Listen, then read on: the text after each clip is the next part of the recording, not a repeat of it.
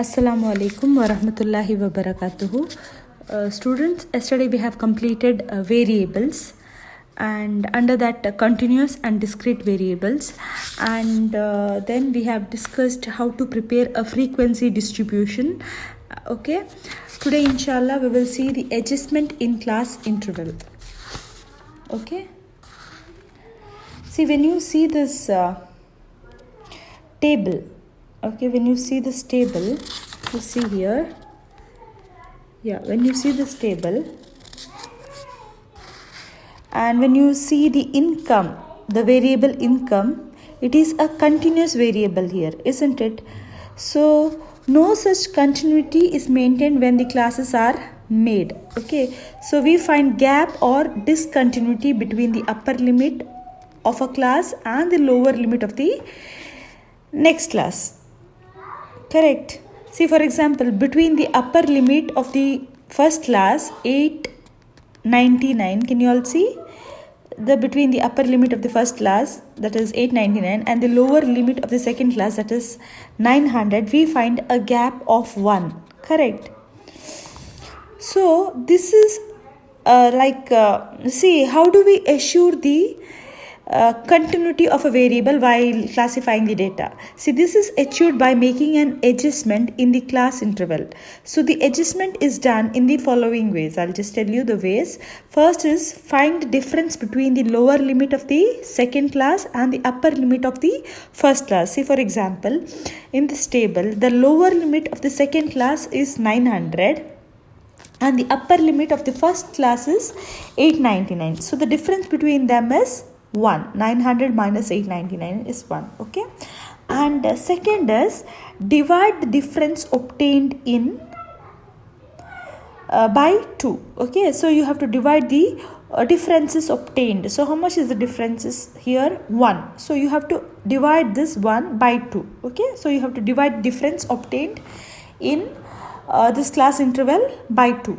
The next, third step is to subtract the value obtained in 2, the lower limit of all classes. Okay, so you have to subtract the value obtained. Okay, in the second step you have got one answer, isn't it? So what you have to do is subtract this value obtained from the lower limit of the class. Okay, so and then you have to add the value obtained. See, what you have to do is, third step, what you have to do is you have to add. See, when I told you to divide, and when the difference is 1, you got 0.5, isn't it? So next what you have to do is subtract the value obtained in the second, that is from the lower limit of all the classes. That means from the lower limit of all the classes you have to deduct 0.5 and you have to add 0.5 to the upper limit of all the classes. Okay, this is how the adjustment in class interval is made. Okay, this is made when the gap between the class interval or when we find a gap or when we find a discontinuity between the upper limit of the class and the lower limit of the next class. Okay, so when we do this, then what happens is there will be a continuity. There will not be any gap between the upper limit of one class and the lower limit of the next class. Okay, so what you have to do is, I've told you, first you have to see the difference. You have to take the difference. How to take the difference? You have to take the difference between the lower limit of the second class and the upper limit of the first class. Okay, lower limit of the second class and upper limit of the first class. Okay, and after that you have to divide this by 2. Okay, then the answer what you get has to be subtracted from the lower limit of all the classes and has to be added to the upper limit of the classes. So when you do that, what happens? See, in this case, when you deduct 0.5 from 800, you get 799.5. Okay, and I've told you have to add 0.5 to the upper limit of the class. So when you add 0.5 to the upper limit of the class, what happens? Instead of writing 899, when you add 0.5, you will be writing 899.5. Correct. Okay, same thing has to be done for all the intervals, class intervals. So next is 900. From this 900 deduct 0.5. So what do you get? You get 899.5, and to the upper limit when you add 0.5 you get 999.5. So now what happens?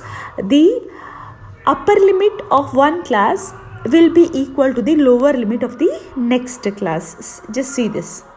See here, what is done is 0.5 is deducted from the lower limit and 0.5 is added to all the upper limits. So now you cannot see any gap between the upper limit of one class and the lower limit of the next class. So there is no gap, or there is a continuity in the variables, isn't it? Okay, so this is how the adjustment in class interval is made. Okay,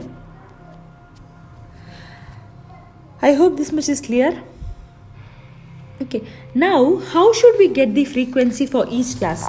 See, in simple terms, frequency observation means how many times the observation occur in the data. Okay, so when I say frequency, it is like how many times or how many times the observation occur in the data. See, in our table, that is 3.1, which I have shown you yesterday. Okay, which I don't have. I hope you all have the textbook. Open page number just see page number 3.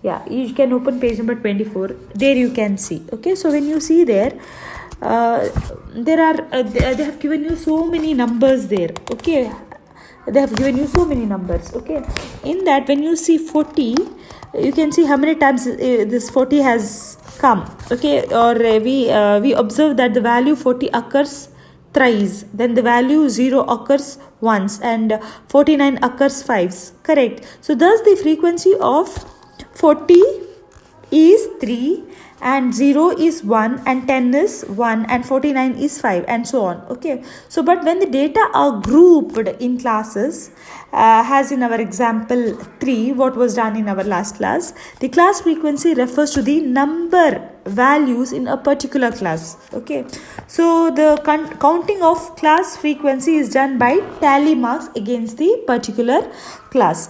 Now, finding class frequency by tally marks, we will see this. Okay, how to find the class frequency with the help of tally marks. Okay, tally marks. So a tally is put against a class for each student whose marks are included in the class. See, for example, if the marks obtained by a student, or if a mark that is obtained by a student by one student is 57, we put a tally against class 50 to 60. Okay, we put a tally against the class 50 to 60 because 57 comes in between 50 to 60. Correct. So if the marks are 71, then where should we put the tally? We have to put the tally against the class 70 to 80. Okay, and if someone else or some other student has obtained a mark of 40. Okay, if someone obtained 40 marks, a tally is put against the class 40 to 50. Okay, so this table, just see this table here, 3.6 table. Okay, this is there in your textbook, page number 33. The counting of tally is made easily when 4 of them are put as 4 of them has put. When you get 4, you just put that tally marks 1, 2, 3, 4, and when you get the 5th one, you put a cross tally.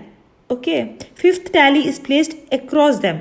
Across is 4 tally marks. Okay, so tallies are then counted as group of 5.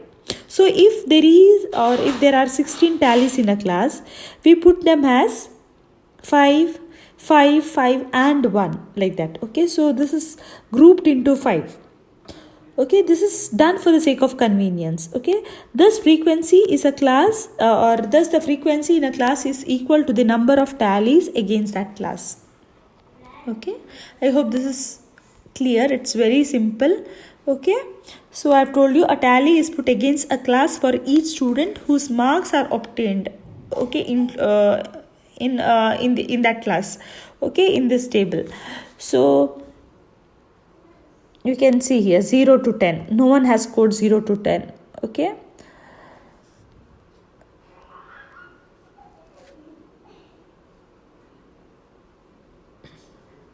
Okay, 0 to 10, okay.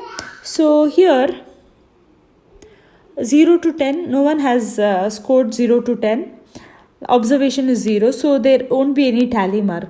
Okay, frequency is 1. I think one student, okay, has scored 0 to 10, okay.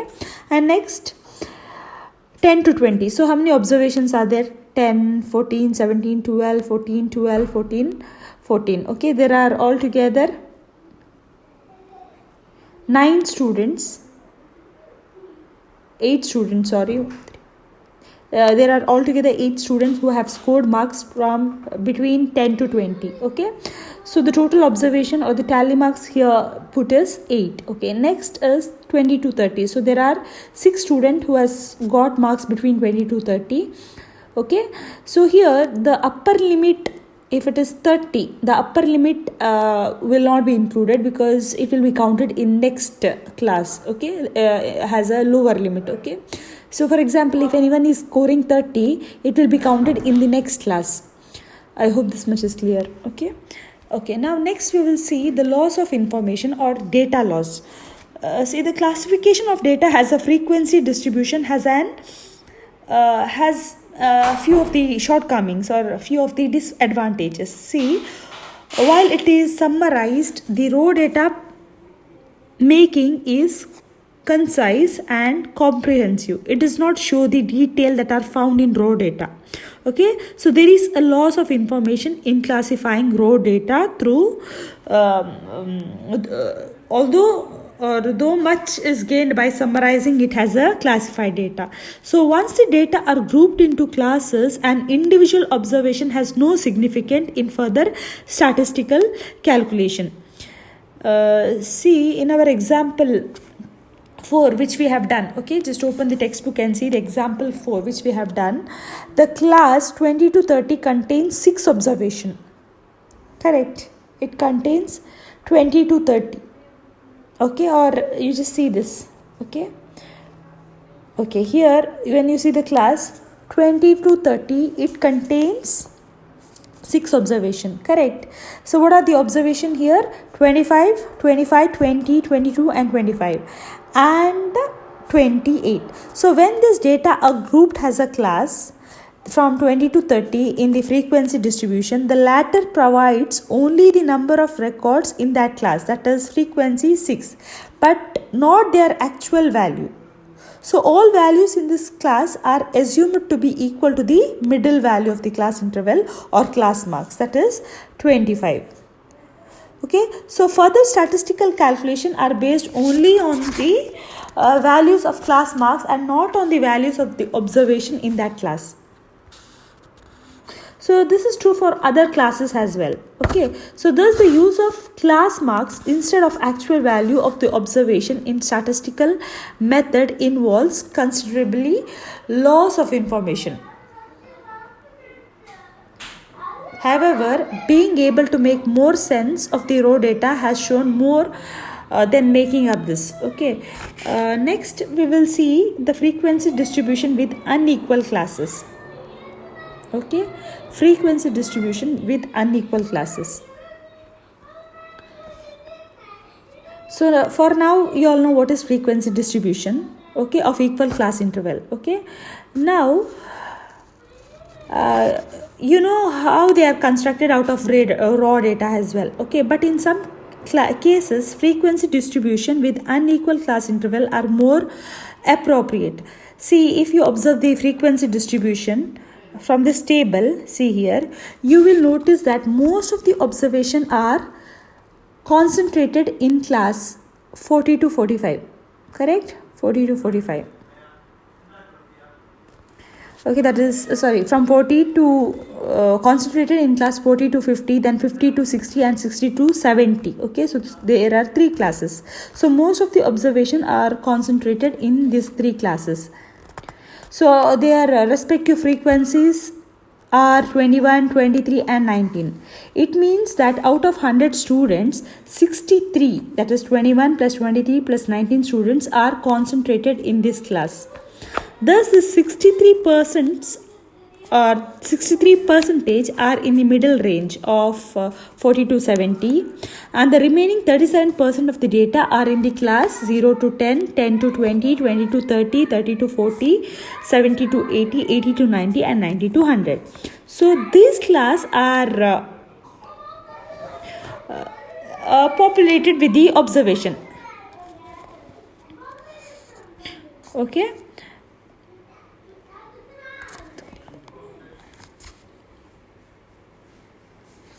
Okay, I hope this much is clear. Okay. See, when you see the frequency distribution of this table here, okay, when you see the frequency distribution of this table, that is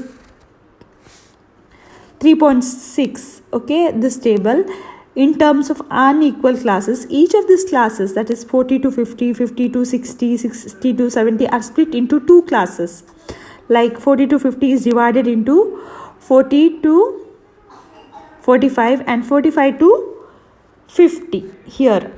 Okay, it is divided into 2 classes. Okay, whereas, just see here, see, from first classes you have 0 to 10, 10 to 20, 20 to 30, 30 to 40. Then here 40 to 45, then 45 to 50, then 50 to 55, then 55 to 60, then 60 to 65, 65 to 70.